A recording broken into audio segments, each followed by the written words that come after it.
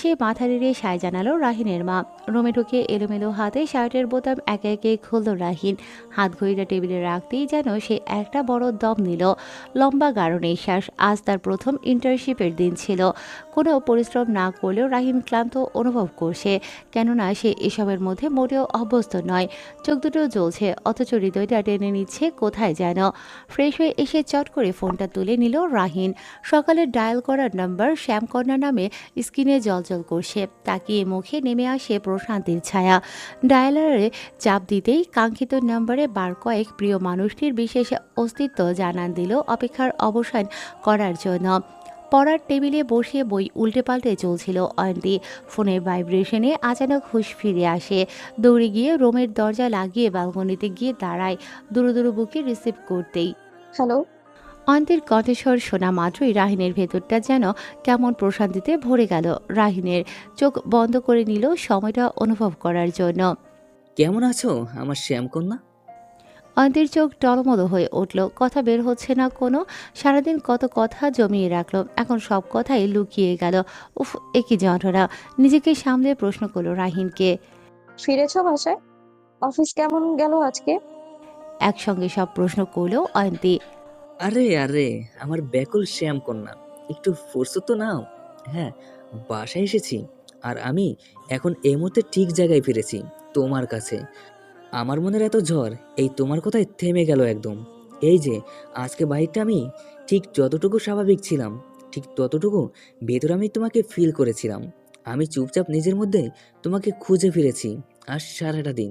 এখন কি বলবে না তুমি কেমন আছো? প্রশ্ন করে জবাবের অপেক্ষায় আছে রাহিন, কিন্তু ওপাশে নিঃশব্দ। শুধু ছোট ছোট অস্পষ্ট হেসকির আওয়াজ আসে। অয়ন্তী। এই একটা ডাকেই যেন ভেতরে সব শব্দ থেমে যাওয়ার উপক্রম হলো। চোখ বন্ধ করে একটা দীর্ঘশ্বাস ফেলে অয়ন্তী। চোখের কোল ছুঁয়ে অশ্রু ভেজা অনুভূতিরা ডানা ঝাপটে উঠল যেন। কষ্ট হয়েছে কি? আমি ভালো নেই। আমার সারাদিন দমবন্ধ অনুভূতি হয়েছিল। কিছু যেন নেই, কমতি আমাকে তাড়া করছিল আজকে। শূন্যতা আমার চারপাশে উপহাসের সুর তুলছিল। অনেক বেশি ভালোবাসি তোমাকে রাহিন। এই কয়েক ঘন্টা আমার কাছে কয়েক যুগের সমান হয়ে গিয়েছিল। আমি কিভাবে সামনে ঠিক থাকবো আমার জানা নেই। আজকে একদিনই আমার সব সহ্য সীমা পার হয়ে গিয়েছে। কথাটুকু বলতে গিয়ে অয়ন্তীর কণ্ঠ আরো নরম হয়ে গেল যেন। অয়ন্তী, তুমি শুধু এভাবেই ভালোবেসে যেও আমাকে, এমনই পাশে থেকো। দিনের শেষে এই ক্লান্ত আমিকে আগলে নিয়ে শক্ত হাতে প্রতিটা দিন। তুমি প্রতিটা দিনের শেষে আমাকে তোমার পাশে পাবে। তুমি যখন ক্লান্ত হয়ে ফিরবে, আমি হয়ে থাকবো তোমার ভরসা। তোমার চুপ থাকা, না বলা কথাগুলো না হয় আমি বুঝে নেব। শুধু ভালোবাসায় রেখো আমার, আর কিচ্ছু চাই না আমি। রাহিন মুখে এক চিলতে হাসি টানে, বিছানায় গা এলিয়ে দেয়। তুমি আছো বলে এই ক্লান্তি ভালো লাগে। নিজেকে হারিয়ে ফেলেও মনে হবে তোমার কাছে আমি ঠিকই আছি। দিন শেষের এই সুখময় অনুভূতিতে বয়ে চলল তাদের হাজারো কথোপকথন। কখন যে সুখের দোলায় লেপ্টে ঘুমের রাজ্যে চলে গিয়েছে অয়ন্তী জানা নেই। অয়ন্তীর সারা শব্দ না পেয়ে কল রাখলো রাহিন। তারপর কিছু ভেবে একাধারে টাইপ করতে লাগলো। টাইপ করা শেষ করে চুপচাপ ঘুমিয়ে পড়ল। সকালে আবার অফিস। সকালে আজানের ধ্বনিতে ঘুম ভেঙে গেল অয়ন্তীর। আড়মোড়া ভেঙে বসতেই টনক নড়ল। রাতে ফোনে কথা বলছিল রাহিনের সাথে, কিন্তু তারপর মনে নেই কিছু। আজকাল ঘুম কাতুরে হয়ে গেছে একদম। বালিশের আশেপাশে হাতড়িয়ে ফোন খুঁজে বের করলো অয়ন্তী। স্ক্রিনে রাহিনের টেক্সট ওপেন করতেই তাতে ফুটে উঠল অনুভূতিগুলো। প্রিয় আমার, তোমাকে ধন্যবাদ আমার মতো এক বাউন্ডুলোকে ভালোবাসার জন্য, যে আমাকে আমার থেকেও বেশি ভালোবাসে। এতে কোনো সন্দেহ নেই। জানো শ্যামকন্যা, আজকের দিনটা ছিল একদম অন্যরকম। সকল ব্যস্ততার মধ্যেও আমি তোমার একাকিত্বে ভুগেছি ভীষণ। যা দিন শেষে তোমার কণ্ঠের এক টুকরো তাপ পেয়েই আমার অস্থির মন শান্ত হয়েছে। তুমি কি জানো, তোমার কথা ভেবে আমার বুকটা হালকা হয়ে ওঠে। মনে হয় কোনো অজানা শক্তি ভর করেছে আমাকে। তুমি জানো আমার দিনগুলো তোমাকে নিয়ে কতটা মূল্যবান। তোমার এই ভালোবাসা আমাকে শক্তি দেয়। তুমি আমাকে কখনো ভুলবে না শ্যামকন্যা, নিজেকে আর একা ভাববে না। তোমার সাথে আমি জুড়ে রয়েছি। তুমি আমার জীবনের সেই সূর্য, যার প্রতিটি কিরণ আমাকে নতুন করে পথ দেখায়। আবারও ধন্যবাদ আমার শ্যামকন্যা, আমার পাশে থাকার জন্য। তুমি আমার সবচেয়ে বড় সাফল্য।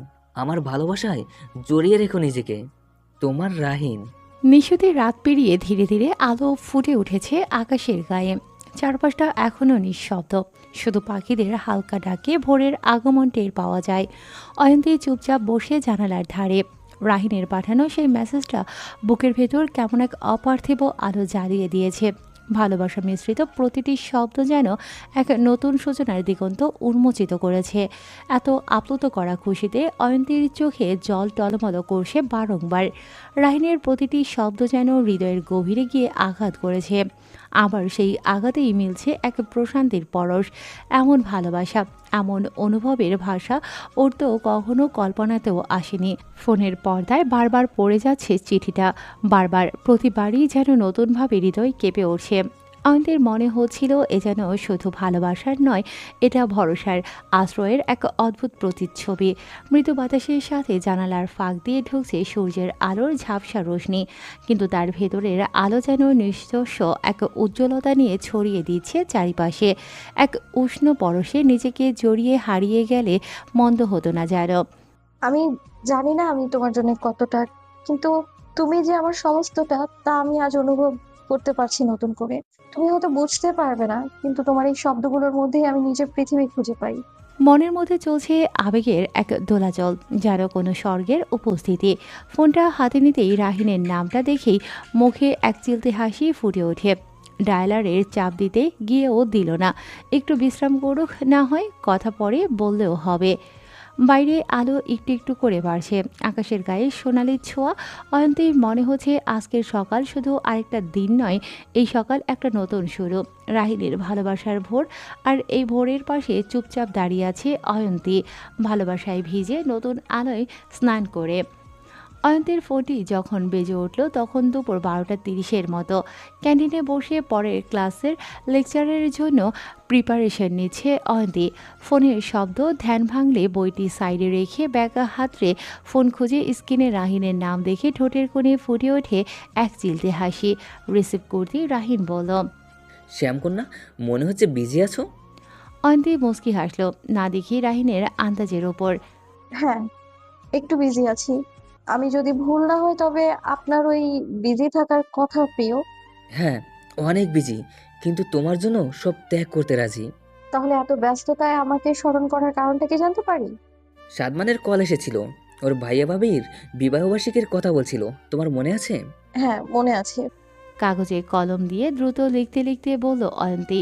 আজকে অনেক রিকোয়েস্ট করলো আমাদের যেতে, অবশ্য আমাদের পুরো সার্কেলও থাকবে, তুমি যাবে? চলমান কদম থামিয়ে অয়ন্তী বলল, বলতে পারছি না, বাসায় অনুমতি মিলবে কি না এটাই সন্দেহ। কারণ এত রাত করে বাইরে থাকতে দিবে না অবশ্যই। আর এ কয়দিনে অনেকবার বের হয়েছি, তাই এবার সম্ভাবনা 0% ধরতে পারো। চিন্তায় পড়ে গেল রাহিন, কারণ সে সাদমানকে বলে দিয়েছে তারা আসবে। আর রিমি সেই কবে থেকে মাথা খেয়ে ফেলছে, কিন্তু অয়ন্তীকেও সাথে নিতেই হবে। এরই মাঝে অয়ন্তীর টেবিলে এসে উপস্থিত হলো রিমি। ক্লাস শুরু হলো বলে রিমির তাড়া পেয়ে রাহিনের ফোন রেখে ক্লাসে চলে গেল অয়ন্তী। পরের বিষয় পরে ভাবা যাবে, এখন আপাতত ক্লাসের দিকে ফোকাস করা যাক। ক্লাস শেষে রিমির সাথে কথা বলে ঠিক করলো আগে বাসায় বলবে, তারপর না হয় দেখা যাবে। রাহিন নিজের কেবিনে বসে কফি খাচ্ছে আর চিন্তা করছে কিভাবে বন্ধুর দাওয়াতটুকু রক্ষা করা যায়। যদিও তার মধ্যে টানাপোড়েন চলছে, তবুও সামনাসামনি তো কিছু হয়নি। কিছু হয়তো চোখের ভুল বা বোঝার ভুলও হতে পারে।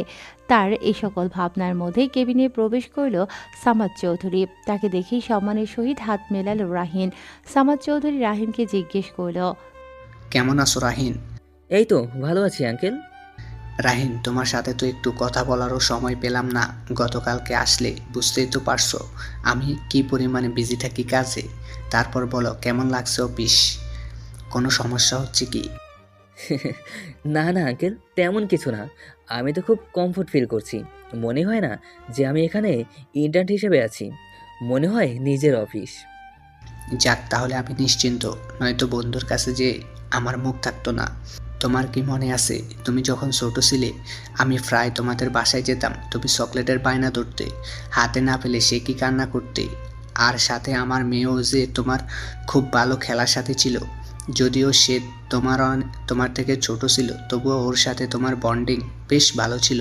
কোনো সময় না নিলে সারাদিন মুখ বার করে রাখতে, মনে আছে তোমার? বলে রাহিনের কাঁধে হাত রাখলো সামাদ চৌধুরী। সামাদ চৌধুরীর কথায় রাহিন মনে করার চেষ্টা করলো, কিছু সময় পর মনে পড়তেই বলল, জি আঙ্কেল, মনে আছে, তবে খুব বেশি মনে নেই। রাহিনের কথা শুনে সামাদ চৌধুরী বলল, তা স্বাভাবিক, তবে আজকে তোমাকে একজনের সাথে পরিচয় করাবো। আশা করি চিনতে পারবে, তোমার অনেক কাছের কেউ। বলে ফোন করলো কাউকে। কেবিনে আসতে বলল। ঠিক মিনিট 5 পর কেবিনের কাচের দরজা ঠেলে কেউ প্রবেশ করলো। ওয়েস্টার্ন ড্রেসে আবৃত একটি মেয়ে, দেখতে যথেষ্ট সুন্দরী, মাথায় নিখুঁত টাইট বান, ঠোঁটে চকচকে লিপস্টিক। এমন স্মার্টনেস এর ধারে কাছেও এখনও কাউকে দেখেনি রাহিন। মেয়েটির হাসি মোহনীয়, কিন্তু চোখ দুটি নিস্তব্ধ, যেমন একটা শিকারীর হয়। এই চোখে তাকালে যে কোনো পুরুষের চোখ ফেরানো দায়। রাহিন অপলক দৃষ্টিতে তাকিয়ে রইল কিছুক্ষণ। আচমকা হুঁশ ফিরতেই তাড়াতাড়ি নিজেকে সংযত করে নিল। রাহিনের এমন কাণ্ডে বাঁকা ঠোঁটে হাসল মেয়েটি। সামাদ চৌধুরী পরিচয় করিয়ে দিল মেয়েটির সাথে। মেয়েটির নাম নোভা, তার মেয়ে। 2 ছেলের পরে মেয়ে, তার ভীষণ আদরের। দেশের বাহিরে ছিল, কিছুদিন হলো এসেছে। আজ অফিসে এসেছে, তাই তিনি এসেছে এখানে। নোভাকে দেখে এখন চিনতে পারছে রাহিন। ছোট সময় থেকে তার সাথেই বেশি থাকতো, তারপর হঠাৎ শুনল তারা সপরিবারে দেশের বাইরে চলে গেছে। তারপর তো আর মনেও ছিল না। নোভা হেসে রাহিনের সাথে হ্যান্ডশেক করল। রুমের দরজা ঠেলে প্রবেশ করল সামাদ চৌধুরীর পার্সোনাল সেক্রেটারি। আজকে তাদের খুবই গুরুত্বপূর্ণ মিটিং রয়েছে, তাই তিনি নোভাকে রাহিনের সাথে কথা বলতে বলে বেরিয়ে গেল এবং এও বলে গেল নোভা আর সে একসাথে বাড়ি যাবে, তাই এই সময়টুকু রাহিনের সাথে গল্প করতে। রাহিন নোভাকে বসতে বলল। কোনো ভনিতা ছাড়াই নোভা বলল, যদিও জিজ্ঞেস করা উচিত কেমন আছো, কিন্তু করব না। বোঝা যাচ্ছে তুমি অনেক ভালো আছো। আমাকে মনে আছে, তোমার মনে থাকার কথা, কারণ তুমি আমার বড় ছিলে। তবে তোমার ছোট হয়েও তোমাকে কিন্তু আমার মনে আছে। বিশেষ করে তোমার নাম, যেন কোনো অসমাপ্ত কাহিনীর বিশেষ চরিত্রের ভূমিকা। নোভার কথায় হাসল রাহিন। বাহ, তুমি তো খুব ভালো কথা বলতে পারো দেখছি। আগে তো চুপচাপ ছিলে, সেই ছোটটিও নয় আর। বোকা বোকা কথাগুলো এখন এত ম্যাচিউড, নাইস। আর হ্যাঁ, তোমার নামটা শুনলেই মনে হয় তুমি মহাকাশে হারিয়ে যাওয়া কোনো কিছু, যেমন ছোটবেলায় হারিয়ে গিয়েছিলে। হাসল নোভা, হাতের কাছে থাকা পেপার ওয়েটটা ঘোরাতে ঘোরাতে বলল, ফ্ল্যাট করছো, লাভ নেই। তবে আমি হারাই না রাহিন, আমি শুধু ঘুরে বেড়াই নিজের কেন্দ্রে ছাড়া সব বদলাতে। তাদের চোখে চোখ, রহস্যময় কথার এক তীব্র আকর্ষণ, যার ভাষা নেই। কেমন একটা ঘোরের মধ্যে চলে গেল রাহিন। কতক্ষণ জানা নেই, তবে রাহিনের ঘোর কাটল ফোনের শব্দে। ফোন স্ক্রিনে জলজল করছে অয়ন্তীর নাম্বার। অপলক নোভার দিকে তাকিয়ে ফোন কেটে দিল রাহিন। তা দেখে মুস্কি, অথচ কেমন তীক্ষ্ণ হাসল নোভা। তারপর তারা বিভিন্ন কথায় মশগুল হয়ে গেল। অয়ন্তীকে ফোন করার কথা বেমালুম ভুলে গেল। অপরদিকে অয়ন্তী ফোনের দিকে তাকিয়ে রইল কিছুক্ষণ। রাহিন কখনো এমন করে না, যতই ব্যস্ততায় থাকুক না কেন তার কল পিক করবেই করবে। পরক্ষণে নিজের নির্বুদ্ধিতার ওপর নিজেরই রাগ হলো। সে ভুলেই গিয়েছিল রাহিন অফিসে। আগের মতো যখন তখন ফোন দেওয়া সম্ভব না। ফোন রেখে চিন্তা করছে কিভাবে বাড়িতে রাজি করানো যায়। রাতে রিমি অয়ন্তীর মায়ের সাথে কথা বলল তার ভাই ভাবির বিবাহ বার্ষিকী, অয়ন্তীকে যেতেই হবে তার সাথে। প্রথমে অয়ন্তীর মা না করে দিল, কেননা এটা তাদের পারিবারিক অনুষ্ঠান, কিন্তু রিমি নাছোড়বান্দা। ফলে অয়ন্তীর মা রাজি হলেও কথা কিন্তু রেখে দিল একটা। রাতে অয়ন্তীর বাবা আসলে ফাইনাল হবে যাওয়া, নয়তো না। রাতে খাবার টেবিলে এ নিয়ে কথা বলতেই অয়ন্তীর বাবা না করে দিল, কিন্তু অয়ন্তীর মন খারাপ হওয়ার অনুমতি দিলে ও চিন্তায় পড়ল কী নিয়ে আসবে। যেহেতু রিমির পারিবারিক অনুষ্ঠান, সে তো আর বাসায় পৌঁছে দিতে পারবে না। বোনের জন্য মায়া অয়নের বরাবরই বেশি, তাই অয়ন এর সমাধান দিল, বলল সে নিয়ে আসবে। সময়টা ওকে জানিয়ে দিতে। ভাইয়ের কথা শুনে মুখে হাসি ফুটে উঠল অয়ন্তীর। রমি এসে রিমিকে ফোন করে জানালো অনুমতি পেয়েছে। রিমির সাথে কথা বলা শেষে কল কাটতেই ফোন এলো রাহিনের। হ্যালো। শ্যামকোনা কি বিজি? যদি বিজি হও তাহলে আমি রেখে দেই। ফোন বিজি থাকায় যে রাহিন রাগ করেছে তা বুঝলো অয়ন্তী, তাই রাহিন যেন তাকে ভুল না বোঝে তাই বলল, না তো, রিমির সাথে কথা হলো, বাসা থেকে পারমিশন দিয়েছে, যেতে পারবো, তাই রিমিকে বললাম। কিন্তু আমাকে তো বললে না। তোমাকেও বলতাম, ভাবলাম আজকে এখনো কল করনি, হয়তো বিজি, তাই আর বলিনি। আজকে একটু কাজ ছিল, আর এমনিতেও টায়ার্ড। তাহলে কালকে রেডি থেকো, আমি রিমিকে নিয়ে এসে তোমাকে পিক করব। বলেই হাই তুলল রাহিন। আচ্ছা ঠিক আছে, কিন্তু আসার সময় ভাইয়া আসবে নিতে, তোমাদের সাথে যাওয়া হবে না। কেন? ভাইয়া কেন আসবে? আসলে তোমার ফ্রেন্ডের ফাংশন বললে বাসা থেকে কখনোই যেতে দিত না। রিমি বলেছে তার পারিবারিক অনুষ্ঠান, তাই রাজি হয়েছে।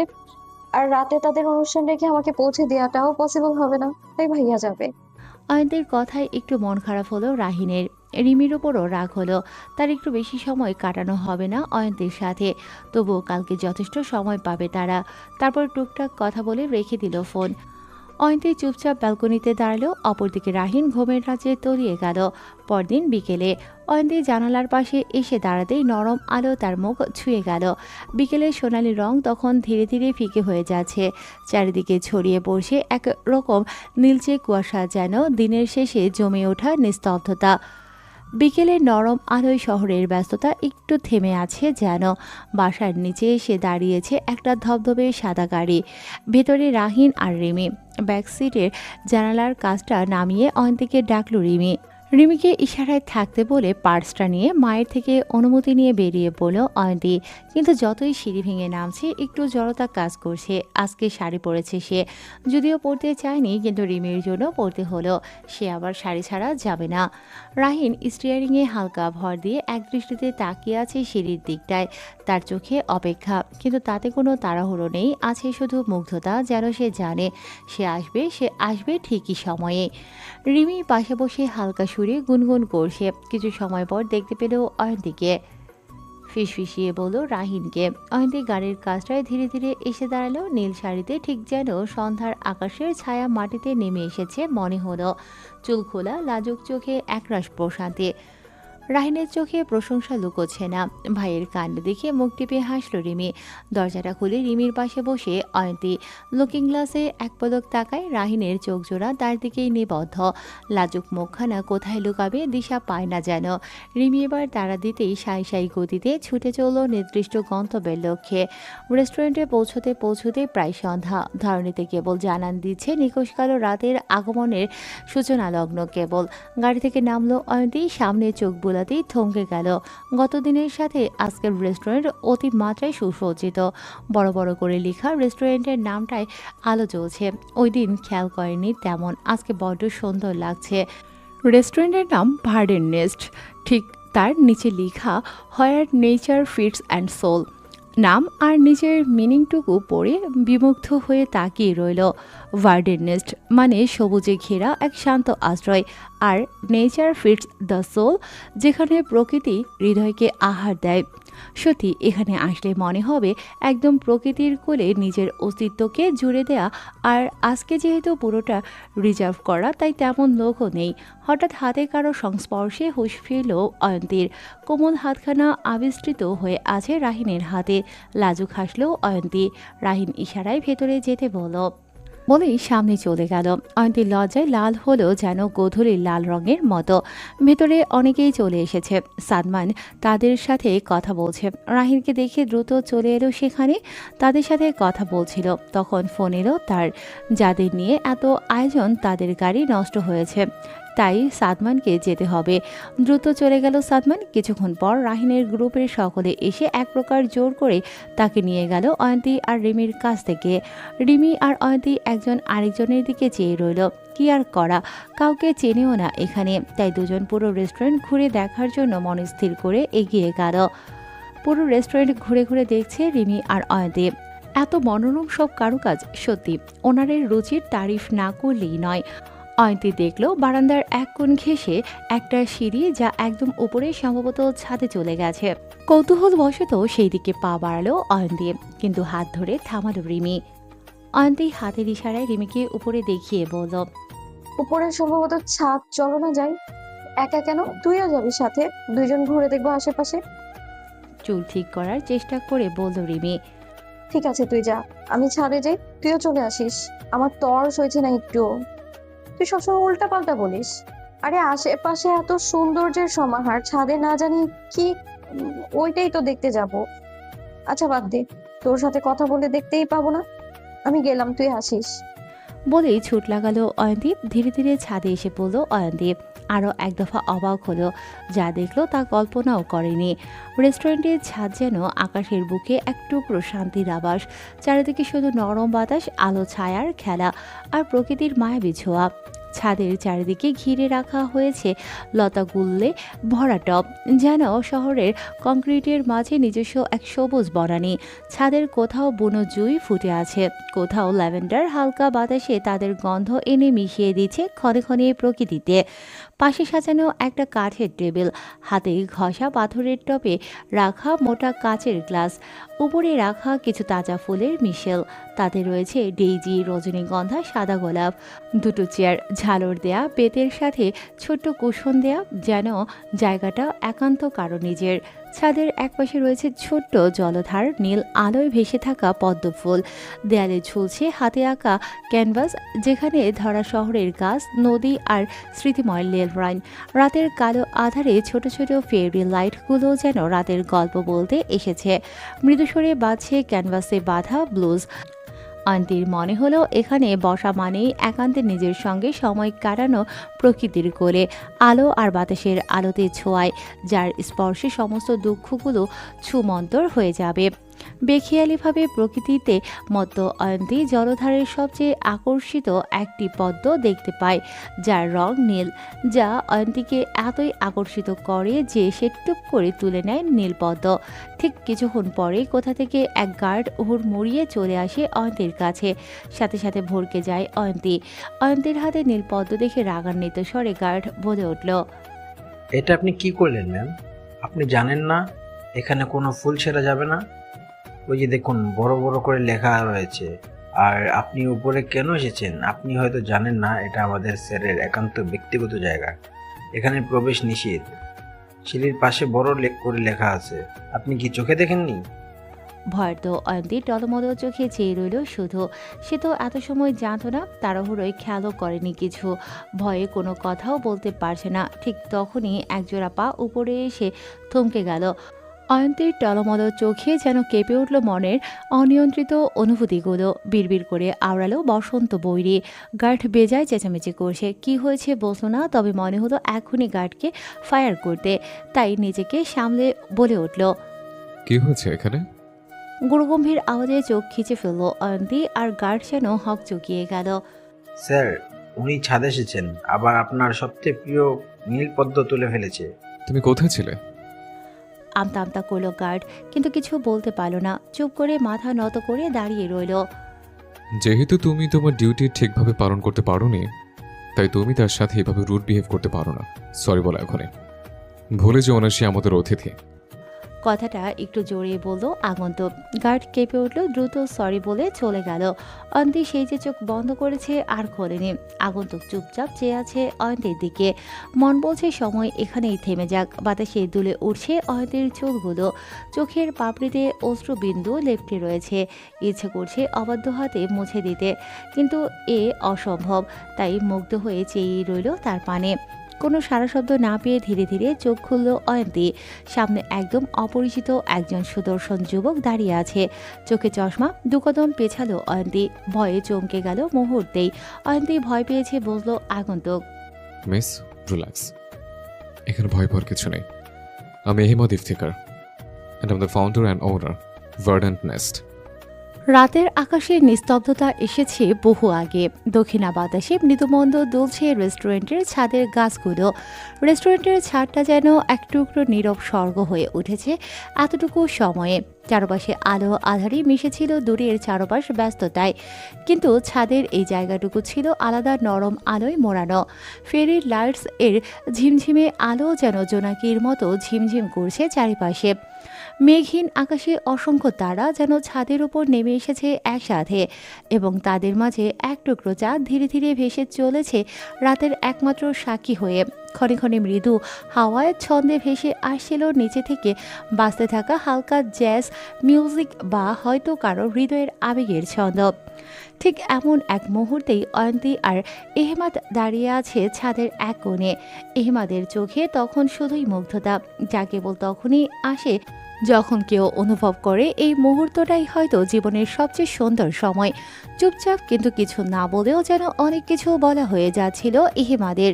চারপাশের আলোক ছায়া, তারা ভরা আকাশ আর হাওয়ার মৃদু ছোঁয়া সব মিলে রাতটা হয়ে উঠেছে যেন এক জীবনের মতো দীর্ঘ আর মুহূর্তের মতো ক্ষণিক। চাঁদের আলোয় হাতে নীলপদ্ম সমেত অয়ন্তীকে যেন স্বর্গ থেকে নেমে আসা কোনো সম্রাজ্ঞীর মতো লাগছিল। এহিমাদের হৃদয় রাজ্যের একচ্ছত্র সম্রাজ্ঞী। প্রথম দেখায় যার নামে লিখে দিয়েছিল এহিমাদের চাহনিতে একটু ইতস্তত বোধ করল অয়ন্তী। বেহায়া চোখ জোড়া সরিয়ে নিল এহিমাদ, অয়ন্তীকে জিজ্ঞেস করল। Are you okay miss? এহিমাদের কথায় অয়ন্তী হ্যাঁ বোধক মাথা নাড়ল, কিন্তু চুপ করে রইল। বিশ্বাস হচ্ছে না এই ব্যক্তি ওনার। তার কল্পনায় ছিল মাথায় বিশাল স্টেডিয়ামের মতো টাক বিশিষ্ট গোপাল ভাঁড়ের মতো কোনো গুলটুমুলটু লোক হওয়ার কথা, যে কর্কশ গলায় ফুল ছিঁড়ে ফেলার অপরাধে খেকিয়ে উঠবে। কিন্তু এ তো কিছু বলো না। না, কোথাও ভুল হচ্ছে, হিসেব মিলছে না অয়ন্তীর। এ হয়তো ছেলে হবে রেস্টুরেন্টের ওনারের। বাবার থাকুক ছেলের থাকুক, মালিক তো একই। নিজের বুদ্ধিতে নিজেই নিজেকে মনে মনে সাব্বাসী দিতে লাগলো। অয়ন্তীকে এমন চুপ থাকতে দেখে চুপ করে আছে এহমাদ। কোনো সমস্যা? না, সমস্যা নেই, শুধু বলতে চাচ্ছিলাম কিছু, কিন্তু কিভাবে বলবো বুঝতেই পারছি না। অয়ন্তী মৃদু কণ্ঠে কেমন হৃদয় কেঁপে উঠল এহমাদের। মনে হলো এর তৃষ্ণা হাজার জন্মেও মিটবে না। নিজেকে সামলে নিল মুহূর্তেই। আপনি নির্ভয়ে বলুন। অয়ন্তী যেন একটু সাহস পেল, মনের মধ্যে কুতকুত করা কথাগুলো অবশেষে বলেই ফেলল। আপনি আমায় বকলেন না কেন? আপনার গার্ডের কথায় যতটুকু বুঝলাম, এই জায়গার সাথে সমস্ত কিছু খুব ইম্পর্টেন্ট, কারণ খুবই সুন্দর জায়গাটা। না জেনে এসেছি এখানে, আর আমার এটা ভুলবশত অপরাধও হয়েছে, কিন্তু আমি বুঝতে পারছি না আপনি আমার ভুলকেও অদেখা করে দিলেন কেন? অন্য কেউ হলে তো তুলকালাম কাণ্ড করে ফেলতো।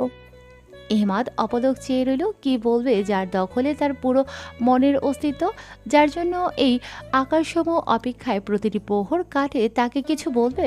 এই সাহস কি তার আদৌ হবে? সে যে সব ধ্বংস করে গেলেও সে কিছু বলতো না। এ তো সামান্য ফুল, এর চেয়ে বেশি কিছু হলেও সে হাসতে হাসতে উৎসর্গ করে দিত অয়ন্তীর কোমল পায়ে। সত্যি তো বলতে পারবে না, কারণ অয়ন্তী তো জানেই না সে কে। তার হয়তো মনেও নেই তার চেহারা। তাহলে কি এখন আপনাকে বকবো? ভরকে গেল অয়ন্তী। সত্যি কি এখন বকবে? নিজেই তো বকার কথা বলে দিল। কি দরকার ছিল মনে করানোর? কি সুন্দর পরিস্থিতি স্বাভাবিক ছিল। একেই বলে নিজের পায়ে নিজে কোরালকে ডেকে আনা। অয়ন্তীর ভরকে যাওয়া মুখ দেখে হেসে ফেলল এহিমাদ। ভয় পাওয়ার কিছু নেই আপনাকে, কিছু বলবো না। ভুল হতেই পারে, তবে বেশি ভুল ছিল গার্ডের। সে তার কাছে ফাঁকি দিয়েছে, নয়তো আপনাকে সে সতর্ক করতে পারত। যাই হোক, আপনি আমাদের অনারেবল গেস্ট, তাই এখন চাইলে আপনি আরও কিছু ফুল নিতে পারবেন। ফুলের প্রতি দুর্বলতা অয়ন্তীর বরাবরই বেশি। উৎফুল্ল হলো, কিন্তু বলল। সত্যি? কিন্তু আমি অনারেবল কি করে হলাম? এহমাদ হাসলো সামান্য। যা, এ অন্ধকারে অয়ন্তীর চোখে পড়ল না। সত্যি আপনি নিতে পারবেন যা ইচ্ছে। আর আপনি আমাদের ফাংশনের অতিথি, তাই সকলে আমাদের অনারেবল। আপনি কি করে বাঁচাবেন বলুন? এতক্ষণে এহমাদের কথায় বসলো অয়ন্তী। চোখ বুলিয়ে নিল চারিপাশে। এত এত চেনা অচেনা ফুল দেখে দ্বিধায় পড়ে গেল অয়ন্তী। কোনটা নেবে? যদি আবার রাগ করে। কিন্তু এখন মনে হচ্ছে বাচ্চাদের মতো রাজি হওয়াও ঠিক হয়নি। এখানে তো অনেক ফুল, আমি ছিঁড়ে নিলে সৌন্দর্য নষ্ট হয়ে যাবে। আর আপনি হয়তো গার্ডের ব্যবহারের জন্য গিলটি ফিল করছেন, কিন্তু বিশ্বাস করুন আমার ফুল লাগবে না। তার চেয়ে বরং থাকুক ফুলগুলো গাছে, আমার এই নীল পদ্মতেই চলবে। আপনি ভুল ধারণা করছেন। আপনি নিতে পারেন, আপনার যা পছন্দ হবে তাই নিন। অয়ন্তী আর এহমাদের কথার মাঝে উপস্থিত হলো রিমি। অয়ন্তীর পাশে একজন ছেলেকে দেখে কৌতূহল নিয়ে এগিয়ে গেল, ডাক দিল অয়ন্তীকে। এই প্রথম অয়ন্তীর নাম শুনে তড়িৎ গতিতে পেছনে ফিরল এহমাদ। তার বসন্তী বৈরীর নাম তবে অয়ন্তী। রিমির ডাকে চাইল অয়ন্তীও। হাতে নীলপদ্ম সমেত চলে গেল তার কাছে। রিমি দেখ, নীল পদ্ম কি সুন্দর না? আমি তো শুধু ছবিই দেখেছি, কিন্তু আজকে সচক্ষে দেখা মিলল। ইস, কি সুন্দর না? রিমিও নীলপদ্ম দেখে অবাকই হলো, কারণ এই ছাদে নীলপদ্ম পাওয়া তো অসম্ভব। কি এ অসম্ভব তো এখন বাস্তবে সম্ভব দেখছে। ছাদের চারিপাশ দেখে মুগ্ধ হয়ে রইল কিছুক্ষণ। অয়ন্তীকে জিজ্ঞেস করবে কেবল কোথায় পেল, কিন্তু তার আগেই হাতে থাকা ফোনটি বেজে উঠল। রাহিন কল দিয়েছে। রিমি অয়ন্তীকে বলল। রাহিনের নাম শুনে টনক নড়ল অয়ন্তীর, নয়তো সে তো রাহিনের কথা বেমালুম ভুলেই গিয়েছিল। রিমির হাত ধরে সামনে এগিয়ে ও থেমে গেল অয়ন্তী। পিছু ফিরত চাইল এহমাদ এর দিকে। রিমির হাত ছেড়ে সামনে এগিয়ে গেল। এতক্ষণ অয়ন্তী আর রিমির কথা শুনছিল এহমাদ, কিন্তু অয়ন্তীর ফিরে আসায় বেশ অবাকই হলো। আপনাকে ধন্যবাদ, এই যে নীলপদ্ম, এটা দেখার সৌভাগ্য করে দেওয়ার জন্য। ভুলবশত হলেও এটা আপনার জন্য সম্ভব হয়েছে। আর আপনাকে আবারও ধন্যবাদ আমাকে বকা না দেওয়ার জন্য। ভালো থাকবেন সব সময়। বলেই দ্রুত বেগে চলে গেল। আর পিছু ফিরে চাইল না। যদি একবার ফিরে চাইতো তবে দেখতো নিজের অব্যক্ত ভালোবাসায় আষ্টে পিষ্টে জড়িয়ে থাকা এক প্রেমিক পুরুষের অসহায় চোখের দিকে। চাঁদের আলোয় ঝলমলে অম্বর যেন মুহূর্তেই নিকষ অন্ধকারে তলিয়ে গেল। চুপটি করে দাঁড়িয়ে রইল এহমাদ। ভালো থাকা তো তার বসন্ত বৈরীর সাথে জুড়ে রয়েছে। যেতে যেতে তো সবই নিয়ে গেল। তখনই গাড়ির হর্নের শব্দে সম্বিত ফেল। নিচে চাইল এহমাদ। তার বন্ধু চলে এসেছে। সাদমানের ভাইয়া সায়ান এহমাদ এর বন্ধু, তাই বন্ধুর অ্যানিভার্সারির আয়োজনে কোনো কমতি রাখেনি। কিন্তু তাহলে অয়ন্তীকে, সায়ানের আত্মীয়, অস্থির হয়ে উঠল পরিচয় জানতে, কিন্তু নিজেকে পিছিয়ে নিল যেন কোনো অদৃশ্য বেরি তার পায়ে রয়েছে। চাইলেও খুলতে পারবে না, সব হাঁসফাঁস লাগছে। এক লহমায় সেই অনাকাঙ্ক্ষিত মুহূর্ত এসে আশার আলো জেলে আবার মাঝদরিয়ায় ফেলে গেল। নিচে নামতে নামতে রিমিকে সব খুলে বলল অয়ন্তী। শুনে রিমিও অবাক হলো, সাথে এত চমৎকার মন মানসিকতার জন্য তারিফও করল। নিচে নেমে দেখলো অনেক মানুষ চলে এসেছে। সবাই প্রায় সাদমানের আত্মীয়। একসাথে দাঁড়িয়ে ছবি তুলছে সাদমান, তার ভাই সায়ান ও ভাবি নীরার সঙ্গে। যেহেতু তারা আজকের অনুষ্ঠানের মধ্যমণি, তাই সবাই তাদের ঘিরেই রয়েছে। এদিকে এত মানুষের ভিড়ে অয়ন্তী আর রিমি রাহিনকে খুঁজে চলেছে। মিনিট পাঁচেক খোঁজাখুঁজির পরে দেখলো বাহিরের কর্নার সাইডের টেবিলে বসে আছে রাহিন, সাথে মিঠু, রবিন, নিশা। এদের মাঝে যেতে অস্বস্তি হলো। বিশেষ করে রবিন লোকটাকে কেন জানি অয়ন্তীর ভালো লাগে না। মাঝে মাঝে কেমন ড্যাব ড্যাব চাহনি নিয়ে দেখে অসহ্য লাগে। রাহিনকে বলার পরও তেমন আমলে নেয়নি। বলেছে মনের ভুল, অয়ন্তীও তাই ভেবেছে। কিন্তু বারবার একই অনুভূতি, এটা নিশ্চয় ভুল নয়। তার কিন্তু রাহিনকে কে বোঝাবে। রিমির পেছনে গিয়ে দাঁড়ালো অয়ন্তী, তবুও চোখ পড়ল রবিনের দিকে। কেমন করে তাকিয়ে আছে, আবারও বিরক্ত বোধ করল। রাহিনের দিকে চেয়ে মনে হলো কিছুটা রেগে আছে, কিন্তু কি কারণে বোধগম্য হলো না। রিমি অত কিছু আমলে না নিয়ে জিজ্ঞেস করল। বলে রাহিনের কথার অপেক্ষায় রইল রিমি, কিন্তু রিমিকে অবাক করে দিয়ে রাহিন বলল। অয়ন্তী, কোথায় ছিলে তুমি? এমন প্রশ্নে ভ্রু কুঁচকে চাইলেও অয়ন্তী। হঠাৎ এমন প্রশ্ন? আমি আর রিমি পুরো রেস্টুরেন্ট ঘুরে দেখছিলাম। তাই? তাহলে নির্জন ছাদে একা কি করছিলে? রাহিনের এমন কথায় রিমি অয়ন্তী অবাক হয়ে চাইল। আমি দেখতে গিয়েছিলাম কৌতূহলবশত যে এত সুন্দর যখন এখানকার ভিউ, তো ছাদ অবশ্যই আরো বেশি সুন্দর হবে, তাই দেখতে গিয়েছিলাম। কিন্তু কি হয়েছে? রাহিনের এমন চিৎকার শুনে অয়ন্তী কেঁপে উঠল বেশ। তুমি কতদিন পর তোমার বন্ধুদের সাথে ছিলে, তাই তোমায় আর বিরক্ত করিনি। আর তাছাড়া তুমি তো অয়ন্তী আরো কিছু বলবে, তার আগে রাহিন কথা শেষ না করতে দিয়ে বলল। এতই দেখা শখ ছিল? আমাকে বা রিমিকে সাথে নিতে পারতে, কিন্তু একজন অচেনা লোকের সাথে তোমার ছাদে কিসের দেখা দেখি? আর কিসের এত কথা? বলেই খেই হারিয়ে টেবিলে জোরে চাপড় দিল। রাহিনের কথা কোন দিকে যাচ্ছে তা বুঝতে বাকি নেই অয়ন্তীর। আশেপাশে তাকিয়ে দেখলো রাহিনের বন্ধুরা তাকিয়ে আছে, আর নিশা মিটিমিটি হাসছে। আকস্মিক অপমানে আর কথা বলার শব্দ পেল না অয়ন্তী। তুই কথা বলবি না রিমি, তোর কোনো সাফাই গ্রহণ করব না। টই টুম্বুর চোখে শুধু নির্বাক চেয়ে রইল অয়ন্তী। এই কথাগুলো তাকে একা বলতে পারত, কিন্তু তা না করে সকলের সামনে। নিজেকে কেমন জানি খুব ছোট মনে হলো। এই রাহিনকে সে চেনে না, যে আগলে রাখতো সে কি করে সবার সামনে তাকে ছোট করছে, তাও তার বন্ধুদের সামনে। সবাই কি ভাবছে তাকে। আর অপমান নিতে পারল না অয়ন্তী। অতি অপমানের দরুন চুপ করে রইল। হাজার জবাব দেওয়ার ইচ্ছে থাকলেও রাহিনের সাথে কথা বলার বিন্দুমাত্র আগ্রহ হলো না। আর রাহিনকে কিছু না বলে রিমিকে বলল। আমাকে বাসায় দিয়ে আসতে পারবি রিমি? রাহিন চেয়ে আছে অয়ন্তীর দিকে, কিন্তু রাগের সহিত। অয়ন্তীর সাহসে অবাক হলো, তার কথার জবাব না দেওয়ার দুঃসাহস, কিন্তু কিছু বলল না। পারবি কি না, নয়তো আমি একাই চলে যাব। যেখানে বিশ্বাস নেই সেখানে নিঃশ্বাস নেওয়াও আমার কাছে দুর্বিষহ লাগছে। কোনো রকমে বলল রিমিকে। কান্না গলায় দলা পাকিয়ে আছে, কথা বলাও কষ্ট হচ্ছে। বুকের ভেতরটা কেমন যেন চেপে আসছে অয়ন্তীর। এই পরিস্থিতি সে চাচ্ছে মিথ্যে হোক, সব স্বপ্ন হোক, খারাপ স্বপ্ন। তবুও ঘুম ভাঙলে রাহিনের এমন চিন্তা তো সত্যি হবে না। কিন্তু আফসোস, সব সত্যি দিনের আলোর মতো। সে চাইলেই সাফাই দিতে পারত, কিন্তু নিজেকে প্রমাণ করতে মন চাচ্ছে না। রাহিন তো বিশ্বাসই করে না তাকে, তাহলে তো এভাবে বলতো না। তাকে আগে জিজ্ঞেস করতে পারতো, কিন্তু না, সে তা করেনি। তাই সাফাইয়ের কোনো পানি হয় না। আর আর এক মুহূর্ত দাঁড়ালো না, রিমিকে বলেই হাঁটা শুরু করলো। এত রাতে কিভাবে যাবে জানা নেই, কি হবে সামনে চিন্তাও করলো না, কারণ এক পল ও থাকতে ইচ্ছে করছে না। অয়ন্তীর পিছু পিছু রিমিও দৌড় দিল, কিন্তু রাহিন পকেটে হাত দিয়ে দম্ভিকতার সহিত শটান হয়ে দাঁড়িয়ে রইল। কোনো রকম প্রতিক্রিয়া দেখালো না। তবুও এত রাতে কই যাবে অয়ন্তী ভাবলও না, কিন্তু রিমি পারল না দাঁড়িয়ে থাকতে, শুধু যাওয়ার আগে বলে গেল। কথাটা বলল নিশার দিকে চেয়ে, কারণ রিমি বুঝেছে নিশা উল্টাপাল্টা কিছু বলেছে। কারণ ছাদে ওঠার সময় সে নিশাকে নামতে দেখেছিল।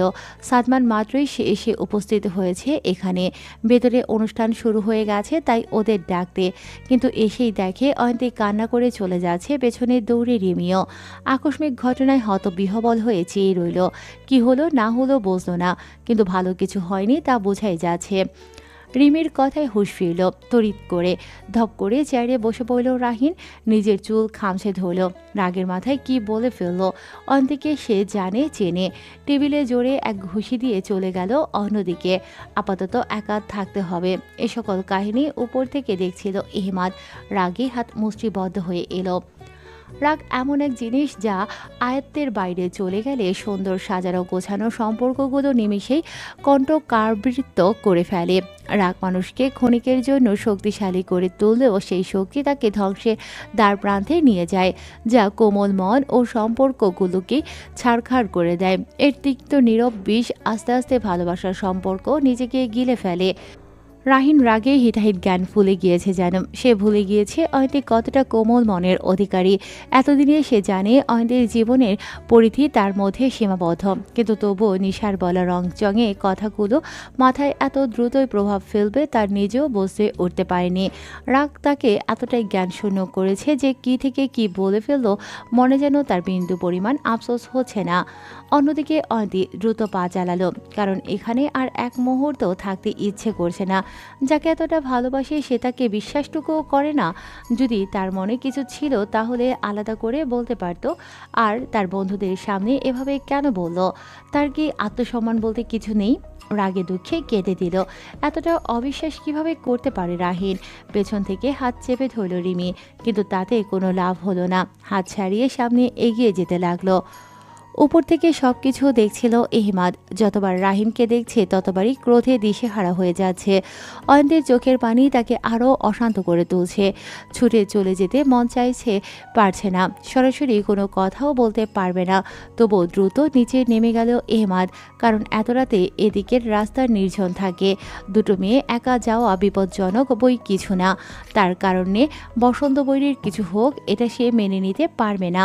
দ্রুত পা চালাচ্ছে অয়ন্তী, পেছনে রিমিও। বেগ পেতে হচ্ছে তাকে। একে তো পড়েছে শাড়ি, তার মধ্যে একা একা কোথায় যাবে তারা? নিজের ভাইয়ের উপর আরও রাগ হচ্ছে। সামান্য একটা বিষয়কে এমন না করলেও পারত। রেস্টুরেন্টের গেটের বাহিরে বের হয়ে এদিক সেদিক তাকিয়ে অটো বা কোনো রিক্সা খুঁজে চলেছে অয়ন্তী, কিন্তু এরাতে এগুলো পাবে কোথায়?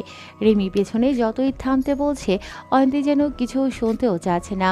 অগত্যা কিছু না পেয়ে হাঁটা শুরু করলো অয়ন্তী, কিন্তু বেশি দূর যেতে পারল না। কারো ডাকে পদযুগল থেমে গেল। পেছনে ফিরে চাইতেই দেখতে পেল সাদমান দাঁড়িয়ে আছে। দেখে মনে হচ্ছে এক প্রকার দৌড়ে এসেছে তাদের কাছে। অয়ন্তী আর রিমির সামনে দাঁড়িয়ে এক প্রকার হাঁপাচ্ছে। নিজেকে শান্ত করলো কিছুটা, চাইলেও অয়ন্তীর দিকে। মেয়েটার চোখে পানি, ফুস করে তপ্ত নিঃশ্বাস ফেলল। কোথায় যাচ্ছ এত রাতে? দেখেছি আর সব শুনেও আসলাম, কিন্তু রাত করে একা যাও সেফ না তোমাদের, এটা অবশ্য বোঝা উচিত। তাহলে কি এখানে থেকে আরো অপমানিত হব? আমি বলবো না অপমানিত হও, এমন অনাকাঙ্ক্ষিত পরিস্থিতির জন্য স্বাভাবিক আমরা কেউ প্রস্তুত ছিলাম না। কিন্তু সত্যি বলতে এখন তুমি চলে গেলে পরিস্থিতি আরো বিগড়ে যাবে। কেননা একটা সম্পর্কের ভালো মন্দ সব দিক থাকে। কখনো কখনো পারিপার্শ্বিক অবস্থার কারণে ভুল কিছু সিদ্ধান্ত আমাদের মধ্যে ব্যাপক প্রভাব ফেলে। তাই আমাদের উচিত সবকিছু বুঝে কোনো কিছু করা। এখন হঠকারিতায় হয়তো চলে যেতে চাচ্ছ, কিন্তু চোখ বন্ধ করে একবার ভেবে দেখো তো, একটা রাস্তায় কোনো বিপদ হলে কি করবে? আর আমরা সবাই অবগত রাহিনের রাগ সম্পর্কে।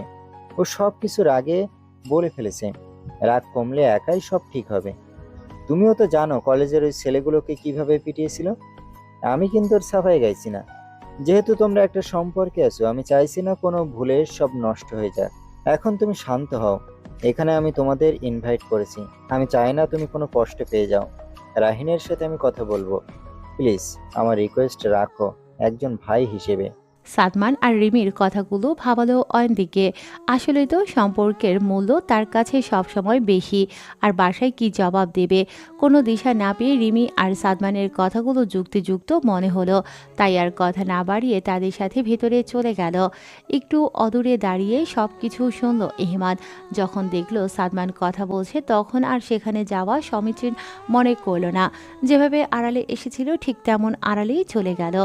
নিজেকে অনেকটা স্বাভাবিক করে সাদমানের সাথে ভেতরে আসলো অয়ন্তী। এখানে আসার পর সন্ধ্যায় যেই স্বতঃস্ফূর্ত মনোভাব ছিল এখন যেন তার ছেটে ফোটেও নেই। আশেপাশে চোখ বুলিয়ে খুঁজে নিল রাহিনকে, কিন্তু তার কোনো হদিশ নেই। কান্নারা দলা পাকিয়ে আসতে চাচ্ছে, কিন্তু পরিস্থিতির জন্য নিজেকে সামলে রাখাও মুশকিল হয়ে যাচ্ছে। ওদিকে একজোড়া দম্পতি তাদের পূর্ণতার মুহূর্তগুলো উদযাপন করছে। সময়টা শুধু ভালোবাসার প্রকাশ করছে না, প্রকাশ করছে সহানুভূতি, সমঝোতা আর একে অপরের প্রতি দৃঢ় বিশ্বাস। এক অপূর্ব স্মারকের প্রকৃতি হিসেবে অয়ন্তী একধানে চেয়ে আছে। কোথাও অপূর্ণতা যেন তীব্রভাবে আক্রমণ করছে বক্ষপিঞ্জরে। এখনও বিশ্বাস করতে কষ্ট হচ্ছে। আড়াল থেকে অয়ন্তীকে দেখে তৃষ্ণা মিটিয়ে নিচ্ছে এহবাদ। আবার কি কখনো এমন দেখতে পারবে? এতটা কাছে আর তার তবুও একটু কাছে গিয়ে পাশে দাঁড়ানোর অধিকারও নেই। তবে আজকের অয়ন্তীর এই চোখের পানির জন্য একদিকে সেও দায়ী। কেন গেল কথা বলতে? ঠিক তখনই টনক নড়ল। কে বলেছে তার আর অয়ন্তীর কথাগুলো? রাগে মাথার রগ ফুলে গেল। দ্রুত পকেট থেকে ফোন বের করে কাউকে ফোন করলো। নির্দিষ্ট বার্তালাপের পর ফোন রেখে দিল। একবার হাতের কাছে পেলে কথা লাগানোর স্বাদ মিটিয়ে দেবে। রেস্টুরেন্টের ভিতরে বাগানের দিকে ঘাসের ওপর বসে আছে রাহিন। অয়ন্তীর সাথে এভাবে কথা বলা ঠিক হয়নি। এখন তা আস্তে আস্তে অনুধাবন করছে। নিশার কথা এত আমলে নেওয়াও ঠিক হয়নি, কিন্তু কি করত? সে এমনভাবে বলেছে রাগে যাচাই বাছাই করার ফুসরত ছিল না। এটাই বড় ভুল করেছে। এখন কোন মুখে যাবে তার কাছে? নিশাকে কড়া করে জিজ্ঞেস করার পর আমতা আমতা করে বলেছে তার দেখার ভুল ছিল হয়তো। এই হয়তোর জন্য কিথি খেকে কি করলো সবার সামনে। আন্টির কথা মনে হতেই খেলা আসলো। একা একা চলে যায়নি তো, আবার দৌড়ে গেল ভেতরে। যদি থাকে তবে সে মাফ চাইবে 1000 বার। কিন্তু কথা হলো অয়ন্তী মাফ করবে তো? সবাই যখন আনন্দ উল্লাস করছে অয়ন্তী তখন চুপ করে ব্যালকনিতে দাঁড়িয়ে আছে, দৃষ্টি বিশাল অম্বরে। অয়নকে ফোন করেছে, নিতে আসছে সে। হয়তো আর 10 মিনিট লাগবে। ঘড়িতে সময় দেখে নিল একবার। রিমির সাথে এখানে ওর এক আত্মীয়ের দেখা হয়েছে, তার সাথেই কথা বলছে। এমন সময় কোথা থেকে আচমকা সামনে এলো রাহিন।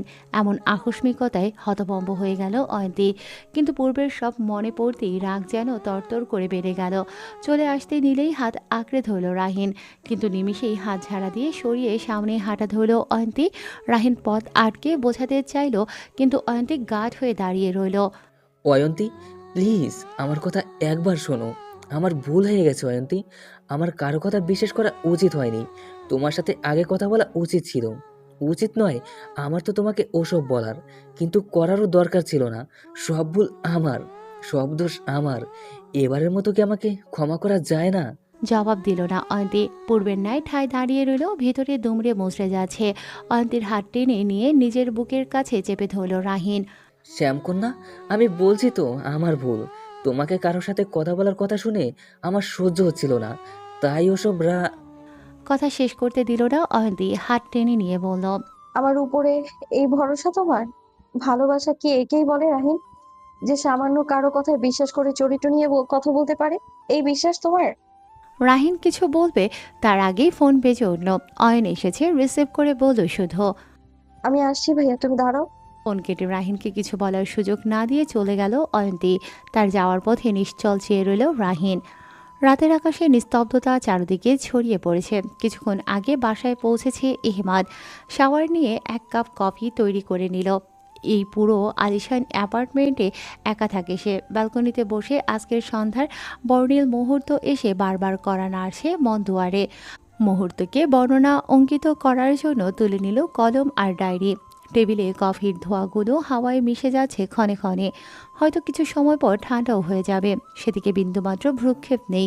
নিজের শখের ডায়েরিতে লিখায় সে তো মগ্নতায় মোহিত।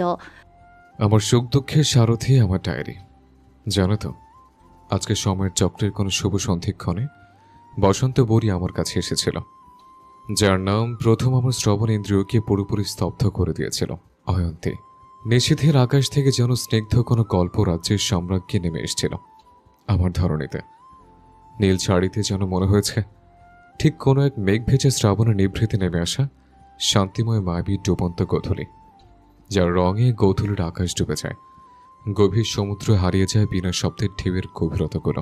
যেন নীল রঙের জন্ম হয়েছে আজন্ম তারই জন্য। যেন হালকা বইছিলে সমীরের শাড়ির আঁচল লেগেছিল আমার একরাশ কল্পনা, সাথে স্বপ্ন ও সৌন্দর্যের অমোঘ টান। আচরণ নীল যেন একেবারে আকাশের শেষ আলোটুকু টেনে এনেছিল তার সাথে, গায়ে জড়িয়ে নিয়েছে দিনের ক্লান্তিকে। সন্ধ্যার আশ্চর্য সৌন্দর্য রূপান্তর করেছে নিজেকে। সন্ধ্যার আলো আধারের দোলাচলে সে নিজেই যেন এক জ্যোৎস্না। নেত্রদয়ে যেন ছেয়েছিল সজল কোন এক কাব্যের কোমল মাধুর্য, যেন চোখে চোখ রাখলে আমার তীব্র অন্তর্দহনে পরিত্রাণ মিলবে। কিন্তু আমার ভাগ্য আমার প্রতি এতটাই বিমুখ যে আমার এত কাছে থেকেও তাকে বলা হয়নি এই মনোরাজ্য কবেই তার নামে লিখে দিয়েছে সেই বসন্তের প্রথম প্রহরে। চলমান কলম থামালো ইহমাদ। চেয়ে রইল নিকোষ কালো নীলাম্বরে, যেন সেথায় অন্বেষণ করেছে তার বসন্ত বৈরীর নীলাম্বরী রূপকে। রাতের আকাশে নিস্তব্ধতা এসেছে বহু আগে। অয়ন্তী বাসায় এসে চুপচাপ বসে আছে ব্যালকনির দরজার কাছে। বুকের মধ্যে কেমন একটা চাপা কষ্ট হচ্ছে তার। কি থেকে কি হয়ে গেল আজকে? এমনটা তো হবার কথা ছিল না। আচ্ছা, কোথাও কি তারও ভুল হয়েছে? কোথাও কি রাহিনের চিন্তা সঠিক? কিন্তু সে তো এমন কিছু করেনি, সামান্য একটু কথা ব্যাস। কিন্তু রাহিন সে কী করলো? তার উপর বিন্দু পরিমাণ বিশ্বাসও কি করতে পারল না? অন্যের কথায় তার উপর আঙুল তুলল। এসব মনে হতেই বারবার কান্নায় ভেঙে পড়ছে অয়ন্তী। পায়ের কাছে লুটোপুটি খাওয়া ফোনটা বেজেই চলেছে, কিন্তু সে নির্বাক হয়ে বসে আছে। তবে এখন থেকে না, সে আসার পর থেকেই সে জানে কে বারবার এমন বিরতিহীনভাবে ফোন করছে। মানুষটা রাহিন। একটা সময় ফোনের আলো নিভে গেল। ফোনটা হাতে নিয়ে দেখলো মিসড কলগুলোর সাথে অসংখ্য SMS এসে জমা হয়েছে। লাস্ট SMS পড়ে হতভম্ব হয়ে গেল অয়ন্তী। বসা থেকে ব্যালকনির রেলিংয়ে হাত দিয়ে নিচে ঝুঁকে গেল। রাহিন দাঁড়িয়ে আছে ঠিক তার ব্যালকনির নিচে। দ্রুত ফোন দিল রাহিনকে। অপর পাশে রিসিভ হতেই রাহিন বলল, অয়ন্তী, প্লিজ আমার কথাটুকু একবার শোনো। এরপর আর কখনো তোমাকে কিচ্ছু বলবো না। এবারের মতো মাফ করো আমাকে। এত রাতে এমন করছো কেন রাহিন? তুমি তো আমাকে সব সামান্য বিশ্বাস অব্দি করো না। তোমার কাছের মানুষের কথা তোমার কাছে সত্য বলে মনে হয়। আমার বলার সুযোগটুকুও দাওনি তুমি। নিজেই জাজ করে ফেলে একতরফা শুনে। তাহলে এত সাফাই দেওয়ারও তো প্রয়োজন মনে করছি না আমি। তুমি বাসায় যাও প্লিজ, আমার ভালো লাগছে না। কথাগুলো বলতে বলতে ডুকরে কেঁদে উঠল অয়ন্তী। শ্যামকন্যা, প্লিজ কেঁদো না। তোমার কান্না সহ্য হয় না আমার। ওয়েট, আমি উপরে আসছি। রাহিনের এমন কথায় আরেক দফা হতভম্ব হলো অয়ন্তী। উপরে আসবে মানে কেউ দেখে ফেললে তো যাচ্ছে তাই অবস্থা হবে। হুঁশে আছে তো এ নাকি? রাহিন থামো, কি শুরু করেছো বলো তো? তুমি জানো কেউ দেখে ফেলে কি হবে? যা হবার হয়ে যাক, তোমার কান্না বন্ধ করা জরুরি আমার শান্তির জন্য। বলে নিচেই পায়চারি করতে লাগলো। নিজেকে সামনে নিল অয়ন্তী। আমি কান্না করছি না, তোমাকে ওয়াদা করতে হবে আর কখনো এমন করবে না। তাহলে কি ধরে নিব মাফ করেছো? রাহিন, এভাবে বলো না। আমি কলেজে এসে কথা বলবো। আমি একটু একা থাকতে চাই। আসলে অয়ন্তী বুঝতে পারছে না কি করবে। সে রাহিনকে প্রচণ্ড ভালোবাসে। একদিকে মন বলছে বেশি পজিটিভ তাই এমন করেছে, অন্যদিকে নিজের আত্মসম্মান ও তাকে তার ব্যবহারে জর্জরিত করছে। অয়ন্তী, ভালোবাসি তোমাকে। তুমি যা শাস্তি দিবে তাই মাথা পেতে নিব আমি। শুধু একবার বলো আমাকে মাফ করে দিয়েছো। রাহিন, আমি বিনা দোষে শাস্তি পেলাম, অপমানিত হলাম আমি। চরিত্রে দাগ লাগলো আমার। আমার নামে যে মিথ্যে অপবাদ দিল তাকে কি কিছু বলেছো? বলনি। কিন্তু সবার সামনে আমাকে অপদস্থ হেয় হতে হয়েছে সামান্য একটা কারণে, যেখানে আমার দোষ পর্যন্ত ছিল না। কারণ আমি তোমার জীবনে তোমার ভরসার কেউ না। যেমনটা তোমার বন্ধুরা, তারা তোমার সবচেয়ে কাছে, আমার থেকেও বেশি। যা আজকে বুঝেছি আমি। রাহিন, তুমি আমাকে যদি সামান্য ভালোবাসো তবে বাসায় যাও। আমি আপাতত কোনো স্ট্রেস নিতে পারবো না আর। বলেই ফোন কেটে দিল অয়ন্তী। ফোনটা ফেলেই কেঁদে ফেলল। ভালোবাসার মানুষের ভরসা কেন পেল না ভেবে কষ্ট দ্বিগুণ বেড়ে গেল। ওদিকে নিচে রাহিনের কানে এখনো ফোন অমনি ধরে আছে। উপর থেকে আবছা অয়ন্তীর কান্নার আওয়াজ আসে। ফোনটা হাতে নিয়ে এগিয়ে গেল বাইকের দিকে। বাইকে বসে স্টার্ট দেওয়ার আগে উপরে চাইল। অয়ন্তী বসে কেঁদেই চলেছে। রাগে নিজের চুল খামচে ধরল। এত বড় ভুল কিভাবে করলো? শুধুমাত্র তার জন্য অয়ন্তী কষ্ট পাচ্ছে। অবশ্য সে তো সরাসরি একজন মেয়ের চরিত্রে আঙুল তুলেছে। এত সহজে অয়ন্তী মাফ করবে না বুঝলো। তাই এবার সব তাকেই ঠিক করতে হবে। হঠাৎ ফোনে ভাইব্রেশনে পকেট হাতড়ে ফোন বের করলো। মনে করলো হয়তো অয়ন্তী, কিন্তু না, তার মায়ের ফোন। ছেলে এত রাত অবধি বাইরে, কোনো মা শান্ত থাকবে? ফোন রিসিভ করে বলল, 15 মিনিট পর আসছি মা। না কিছু শুনলো না, বলতে দিল। কেটে বাইক স্টার্ট দিয়ে চলে গেল। বাইকের শব্দে সেদিকে চাইলেও অয়ন্তী অশ্রু চোখে চেয়ে রইল। চাইলেও কেন যেন মাফ করতে পারছে না। কোথাও একটা কিন্তু তাকে আটকাচ্ছে বারবার। ফ্লোর হাতড়ে ফোনটা তুলে নিয়ে বন্ধ করে দিল। আপাতত সে সত্যি একা থাকতে চাচ্ছে। অন্যদিকে এহমাদ তার ডায়েরির পাতায় একটা নীল পদ্মের পাপড়ি রাখলো। এটা সেই ফুলের পাপড়ি যেটা অয়ন্তীর হাতে ছিল। রিমির কাছে ছুটে যাওয়ার সময় অসাবধানতা বশত ঝরে পড়েছিল। অয়ন্তী যাওয়ার পর সে তুলে রেখেছিল। এতে তার বসন্ত বৈরীর হাতের ছোঁয়া লেগেছে। তা কি করে সে ওই মলিন ধুলোয় ফেলে আসবে? ডায়েরিটা বন্ধ করে কফি মগে চুমুক দিতেই মুখটা কুঁচকে এলো। একদম বরফ ঠান্ডা হয়ে গেছে। অয়ন্তীর কথা ভাবতে বসলে তার আর সময়ের খেয়াল কখনো থাকে না। সময় তাকে অয়ন্তীর সাথে বেঁধে রাখে। তার কল্পরাজ্যে অয়ন্তী দাপিয়ে বেড়ায় সদর্পে। তাকে নিয়ে চলে যায় দূরে কোনো মেঘের পাহাড়ে, যেখানে হাজারো ফুলের মেলা। আর তার মধ্যে খিলখিলিয়ে হেসে বেড়ায় অয়ন্তী। ফুলের সম্রাজ্ঞী যেন নিজের আলোয় চারিপাশে আলোকিত করে দেয়। সাথে এহমাদের বেরং জীবনটাও। কফি মগ টেবিলে রেখে ডায়েরিটা লকারে রেখে পাসওয়ার্ড দিয়ে লক করে দিল। তারপর ব্যালকনিতে রাখা ডিভানের ল্যাপটপটা খুলে কাজ করতে বসে গেল। আজকে আর ঘুম আসবে না, তাই কাজ করেই সময় কাটাতে হবে। কিন্তু কাজ কি আজকে আদৌ করতে পারবে? রাতে বাসায় পৌঁছে সোজা শাওয়ার নিতে বাথরুমে ঢুকলো রাহিন। লম্বা একটা শাওয়ার নিয়ে বের হয়ে টেবিলে থাকা ফোনটা তুলে নিল। না, অয়ন্তীর কোনো ফোন আসেনি। অয়ন্তীকে ফোন দিল, অপর পাশ থেকে বারবার জানান দিল ফোনের মালিক ফোন বন্ধ করে রেখেছে। হতাশ হয়ে বিছানায় শুয়ে পড়ল। কয়েক মিনিটের মধ্যে ঘুমের মধ্যে তলিয়ে গেল। সকাল থেকে রিমি কল দিয়ে বারবার অয়ন্তীর ফোন বন্ধ পেল। দিশা না পেয়ে ফোন দিল অয়ন্তীর মায়ের কাছে। জানতে পারল অয়ন্তী এখনও ঘুমোচ্ছে। শেষ রাতে নাকি হাড় কাঁপিয়ে জ্বর এসেছে, তাই অয়ন মেডিসিন দিয়েছে, এখন তাই ঘুমোচ্ছে।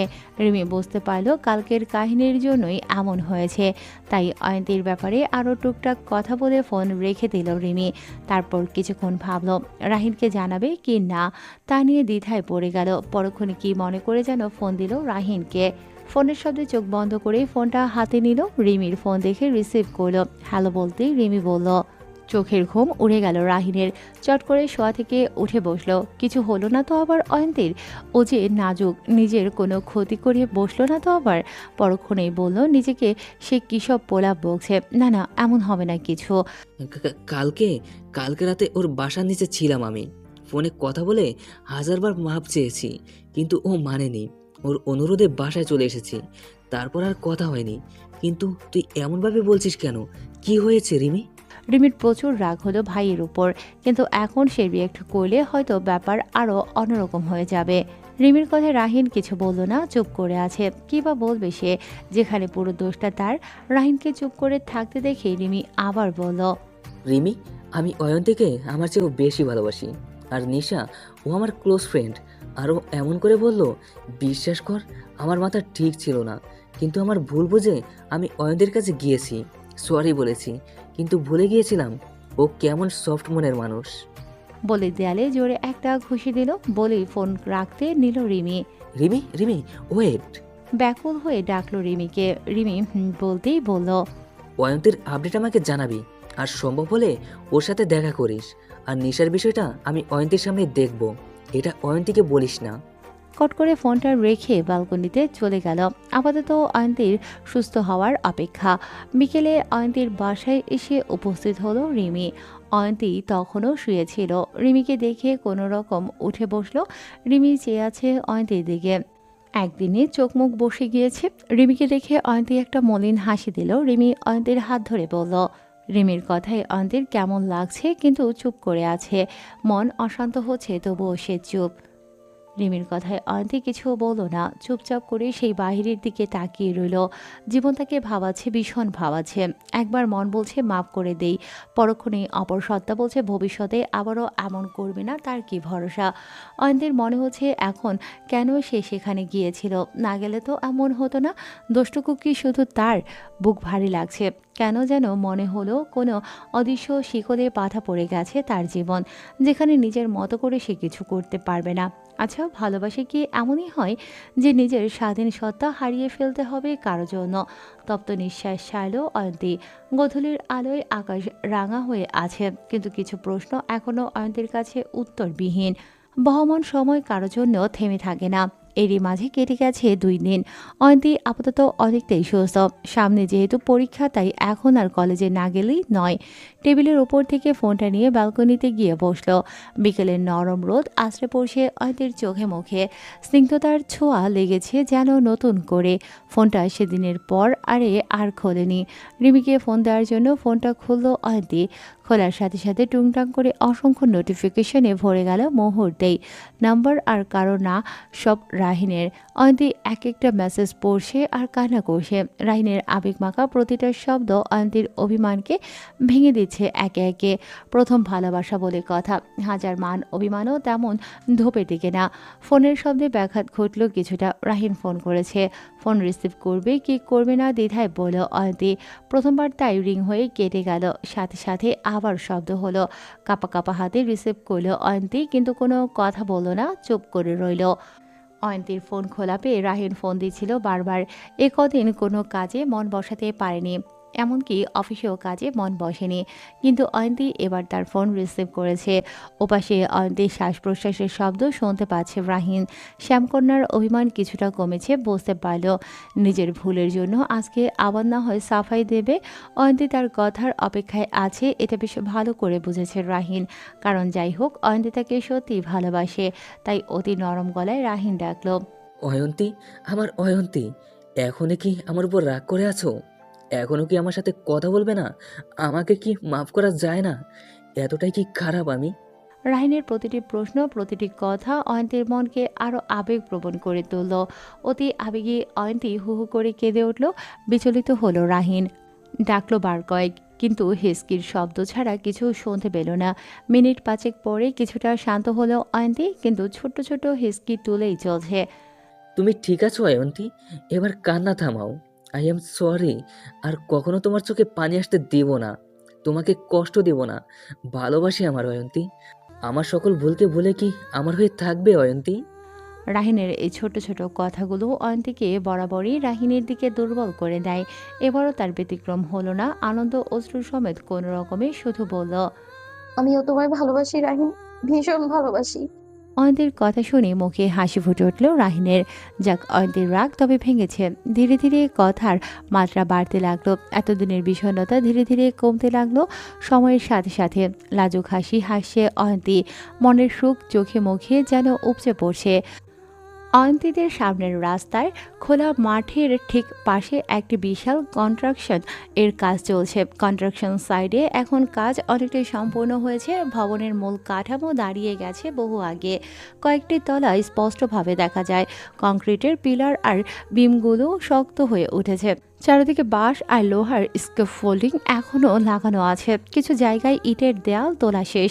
জানালা দরজার ফাঁকগুলো পরিষ্কার বোঝা যায়। ভেতরে ভেতরে এখন ফিনিশিংয়ের কাজ চলছে।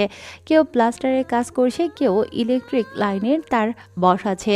ভারী মেশিনের শব্দ আগের মতো নেই, তবে হাতুড়ি আর কাজের টুকটাক শব্দ শোনা যায়। বাইরে থেকে দেখে বোঝা যায় আর খুব বেশি দেরি নেই। কনস্ট্রাকশন সাইটটা ধীরে ধীরে একটা পূর্ণাঙ্গ ভবনের রূপ নিয়েছে। এই প্রজেক্ট এহমাদের। এখন এহমাদ ঠিক অন্তের ফ্লোর থেকে 1 ফ্লোর উপরে দাঁড়িয়ে আছে। সাইট ভিজিটে গিয়েছিল আজকে এহমাদ। এই কাজটা প্রায় সম্পূর্ণ হয়ে এসেছে। সাইডে গিয়েছিল শুধুই কাজ দেখতে, কাজ কতদূর এগিয়েছে, কোথায় কি বাকি, কি কি লাগবে তাই জানতে। কারণ সে নিজের কাজ আরেকজনের ভরসায় রাখে না, তাই সব নিজের চোখে না দেখলে তার মন মানবে না। অথচ সেদিন সেখানে পৌঁছে কংক্রিট, লোহা আর দেয়ালের ভিড়ে দাঁড়িয়ে সে বুঝতেই পারেনি আসল ঝাঁকিটা অপেক্ষা করে আছে এক মুহূর্ত পরেই। কথার ফাঁকে হঠাৎ তার চোখ পড়ে রাস্তার ওপাশে বিল্ডিংয়ের ব্যালকনিতে, যেখানে দাঁড়িয়ে আছে অয়ন্তী। আশ্চর্য হয়ে চেয়ে রইল এহমাদ। সময়টা কল্পনা বই, অন্য কিছু মনে হচ্ছে না তার কাছে। বিকেলের নিভু নিভু আলোয় কি মায়াবী স্নিগ্ধ লাগছে অয়ন্তীকে। ঠোঁটের কোণে লেগে থাকা মিষ্টি হাসি যেন সেই সৌন্দর্যকে আরও বাড়িয়ে তুলছে। কোনো প্রস্তুতি না, কোনো প্রত্যাশাও না, তবুও সেই আকস্মিক দেখা যেন বুকের ভেতর এক নিঃশব্দ আঘাত করে এহমাদের। অয়ন্তী তাকে দেখেনি, সে নিজের জগতে ডুবে আছে দূরে কোথাও তাকিয়ে। আর সেই না দেখাটাই এহমাদের অনুভূতিকে আরও গভীর করে দেয়। সবকিছু থমকে যায়, আশেপাশে কি হচ্ছে তার কোনো হুঁশ নেই। এহমাদের বুকের ভেতর এক অদ্ভুত কাঁপন শুরু হয়েছে। বারবার অয়ন্তীর এই সামনে আসা এহমাদকে কেমন বশীভূত করে ফেলছে। নিজের অপারগতা বারবার উপহাস করছে। অসমাপ্ত ভবনের মাঝে দাঁড়িয়ে সে নিজেও অসমাপ্ত মন করছে। যতটা দৃঢ় এই কংক্রিটের দেয়াল, ঠিক ততটাই নরম তার মন। ইচ্ছে করছে একবার ডাকতে, ইচ্ছে করছে বলতে, অয়ন্তী, তুমি জানো না তুমি কতটা আমার জীবনের প্রতিটি পরত ছুঁয়ে আছো। তোমার এই হাসিতে আমি আমার খুশি খুঁজে পাই। তোমার চোখের সেই মায়াভরা আভা আমাকে নতুন স্বপ্ন দেখায়। তোমার অস্তিত্ব আমার অস্তিত্বের প্রত্যেকটা নিঃশ্বাসে রং ছড়ায়। আমি চাই তুমি জানো আমি এই দূরত্বের মধ্যে নীরবতা ভাঙতে চাই না, শুধু তোমাকে চাই। আমি আছি ছায়ের মতো তোমার সারথি হয়ে। কিন্তু শব্দগুলো গলা পেরোতে পারে না। কেবল চোখের ভেতর জমে থাকে হাজারটা না বলা কথা। সে জানে এই ভালোবাসা একতরফা। সে শুধু চায় দূর থেকে তার বসন্ত বৈরীকে এমন দেখতে, দূর থেকে মনে মনে তার পাশে থাকতে, যেখানে কোনো প্রত্যাশা নেই, নেই কোনো দাবি, শুধু এই মুহূর্তের নীরব উপস্থিতি যথেষ্ট। অয়ন্তী ধীরে বারান্দা ছেড়ে চলে গেল। এহমাদ হাত বাড়ালো, স্পর্শ করা সম্ভব নয়। সে জানে কখনো কেউ জানতে পারবে না তার অনুভূতিগুলো। হয়তো কোনো দিনই অয়ন্তী বুঝবে না, জানবেও না।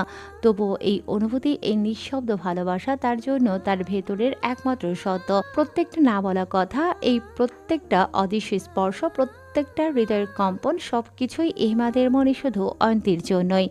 সাইডের ধুলো ভরা বাতাসে তার চোখ জ্বালা করছে নাকি অনুভূতির ভারে ভিজে উঠেছে সে নিজেও বুঝতে পারছে না। অয়ন্তী বারান্দা ছেড়ে ভেতরে চলে গেছে কিছুক্ষণ আগে। আর সেই সাথে এহমাদের বুকের ভেতরও যেন কিছু একটা ব্যথা বাড়িয়ে দিয়ে চলে গেছে। যেখানে কোনো শব্দ হয় না, ভেতরের কষ্ট কেউ টেরও পায় না। অয়ন্তীকে না দেখা সেই এক মুহূর্ত, সেই নিঃশব্দ দূরত্ব, এটাই হয়তো তার জীবনে সবচেয়ে ভারী, সবচেয়ে গভীর। এ যন্ত্রণা সে কিভাবে নিবারণ করবে, নিজেকেই নিজে আওড়ালো। আজকে যেন অয়ন্তী একটু বেশি উৎফুল্ল। সকালে উঠে জলদি ফ্রেশ হয়ে তৈরি হয়ে নিল কলেজের জন্য। রাহিন কালকে তাকে সময়ের আগেই পৌঁছতে বলেছে, কিন্তু কী কারণে তা বলেনি। একই কথা রিমিকেও বলেছে, তাই রিমি নিচে অপেক্ষা করছে তার জন্য। ঝটপট ব্যাগটা কাঁধে ঝুলিয়ে নিচে নেমে এলো। রিমি বসে আছে রিস্কার মধ্যে। অয়ন্তীকে নিয়ে রওনা দিল কলেজের উদ্দেশ্যে। কলেজে পৌঁছে ভাড়া মিটিয়ে ভেতরে গেল দুজন। ক্যাফেটেরিয়ায় গিয়ে দেখলো রাহিন আগেই বসে আছে, সাথে আছে রবিন, মিঠু, বাকি কেউ নেই। কথা বলে জানা গেল সকলেই আসে। রাহিনের পাশে ধীরে বসলো অয়ন্তী। রাহিন সকলের সাথে হালকা পাতলা কথা বলছে, কিন্তু অয়ন্তীর ভীষণ অস্বস্তি হচ্ছে। মেয়েদের বোঝবার একটা আশ্চর্য ক্ষমতা আছে। অয়ন্তীর মনে হচ্ছে রবিন তার দিকে তাকিয়ে আছে।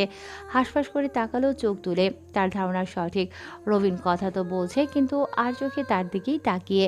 নিজেকে গুটিয়ে নিল আবারও। ঠিক করলো রাহিনকে বলে চলে যাবে, কিন্তু তখনই সাদমান নীরব এলো। কথা বলা হয়ে উঠল না। রিমিকে ইশারা করলো। ওইদিকে কি? তাকিয়ে আছে রিমির দিকে উত্তরের আশায়। কিছু নেই, তবে আমার ভালো লাগছে না। তুমি কথা বলো, আমরা যাই। বলে উঠতে নিলে হাত ধরে আবার বসিয়ে দিল রাহিন। অয়ন্তী অবাকই হলো, বেশ অয়ন্তীর দিকে তাকায় রাহিন। তুমি ভুলে গেলে কি করে হবে অয়ন্তী? সবচেয়ে বেশি দরকার তোমাকেই। তুমি গেলে তো চলবে না, তাই চুপ করে বসো। রাহিনের কথায় ঘাবড়ে গেল অয়ন্তী। সেদিনের ট্রমা কাটেনি পুরোপুরি, আবার কি কোনো সিনক্রেট করবে সবার সামনে? এই ভাবনায় মাঝেই হাজির হলো দিঠি আর নিশা। রাহিনের পাশে অয়ন্তীকে বসে থাকতে দেখে যেন তেলে বেগুনে জ্বলে উঠল মুহূর্তেই। হিতাহিত জ্ঞান হারিয়ে ফেললো যেন। ছি ছি ছি ছি, কি নির্লজ্জ মেয়ে তুমি অয়ন্তী। সেদিন এত অপমান হলে রাহিনের কাছ থেকে, আবার আজকে তারই পাশ ঘেঁষে বসে আছো। বলি, মা বাবা কি কিছু শেখায়নি? অবশ্য শিখেই বা কি হবে? তোমাদের মতো মেয়ে তো ছেলেদের সাথে ঘেঁষে থাকতে পছন্দ করে, যেমনটা ওই দিন রাতে ছাদে ছিলে। নিশার এমন কথায় আটকে উঠল অয়ন্তী। আশেপাশে সবাই যে দেখছে তাকে কেমন বাঁকা চোখে। রাহিনের দিকে তাকালো, রাহিন নির্বাক হয়ে আছে। অয়ন্তী যেন আরও ভেঙে গেল, চোখের পানি বাচ্চারা হতে চাচ্ছে। রিমি কিছু বলবে তার আগেই আবার নিশা বলল, আর রাহিন, তুই আবারও এই মেয়েকে ঘেঁষতে দিয়েছিস পাশে? তোর কি মেয়ের এতই অভাব পড়েছে যে একটা চরিত্রহীনের সাথে ডেট করতে হবে? কথাটা বলতে দেরি, কিন্তু নিশার গালে থাপ্পড় পড়তে দেরি হলো না। আকস্মিক ঘটনায় সবাই চমকে গেল। ক্যাফেটেরিয়ার কানাঘুষায় মুখরিত অল্প কোলাহলও মুহূর্তে স্থবির হয়ে গেল। অয়ন্তী তো কথা বলাই ভুলে গেল। থাপ্পড়টা দিয়েছে রাহিন নিশাকে। নিশা টলমল চোখে চাইল, আশেপাশে সবাই চেয়ে আছে এখন তার দিকে। রাহিন কোনো মতে নিজের রাগ কন্ট্রোল করে নিল। আজকে বলেছিস এই শব্দ তোর মুখে আজকেই যেন শেষ হয় নিশা। আমার অয়ন্তীকে নিয়ে দ্বিতীয়বার যদি এমন কোনো শব্দ বের করেছিস তাহলে আমার থেকে খারাপ আর কেউ হবে না, মনে রাখিস। আর আজকে তোদের সবাইকে এখানে এনেছিলাম ঠিক ওকে ওর যোগ্য জবাব দিতে। সেদিনের ওই জঘন্য ঘটনার জন্য আমি হয়তো অন্যভাবে দিতাম, কিন্তু ওর সীমালঙ্ঘন নিজেই করেছে, যার জন্য ওর এটা প্রাপ্য ছিল। আর নিশা, সেদিনের মিথ্যা বানাওয়াট কথার জন্য তোকে আমার সার্কেল থেকে বহিষ্কার করলাম। আমাদের আশেপাশে যেন তোকে না দেখি। একদমই কথাগুলো বলেই থামল রাহিম। এদিকে নিশা রক্ত চক্ষু নিয়ে চেয়ে আছে অয়ন্তীর দিকে। এই মেয়ের জন্য আজকে সবার সামনে অপমানিত হলো, এই প্রতিশোধ সে নেবেই নেবে। রাগে ব্যাগটা নিয়ে দ্রুত বেরিয়ে গেল সেখান থেকে। নিশার পেছনে কেউ যাওয়ার সাহস পেল না রাহিনের জন্য। তাকে রাহিন চেনে না, সে কি করবে সামনে। ক্যাফেট এরিয়ায় পিটপতন নীরবতা গ্রাস করে নিয়েছে মুহূর্তেই। ঘটনা এত জলদি ঘটল, কেউ কোনো রিয়েক্ট করারও সময় পেল না। রাহিন এমন কিছু করবে তা যেন কেউ কল্পনাও করেনি। সাদমান অবাক হয়েছে, তবে সেই সাথে খুশিও হয়েছে। নিশার এমন একটা শিক্ষার প্রয়োজন ছিল বহু আগেই। তারা সকলে বন্ধু হলেও নিশার উদ্ধত্তপানা দিন দিন বেড়েই চলছিল। রাহিনের কথাই শুধু এতদিন কিছু বলেনি, নয়তো এমন চর থাপ্পড় নিশা আগে ওর হাতেই খেত। ওইদিকে দ্বিতীয় রেগে আছে রাহিন আর অয়ন্তীর ওপর। নিশা তার সবচেয়ে ক্লোজ ফ্রেন্ড, তাদের সার্কেল কখনো ভাঙেনি, একতাই তাদের শক্তি ছিল। কিন্তু যেদিন থেকে এই থার্ড ক্লাস মেয়ে রাহিনের জীবনে এসেছে সেদিন থেকে তাদের মধ্যে বিরোধ লেগেই আছে। মন চাচ্ছে এখনই গিয়ে গলা টিপে দিতে, কিন্তু রাহিনের সামনে এমন করা আর নিজের বিপদ ডেকে আনা একই। নিজের রাগ নিজের কাছে রেখে থপ করে চেয়ারে বসে পড়ল। আপাতত মুখ বন্ধ রাখাই শ্রেয়। নিশার মতো অত বোকা সে নয়।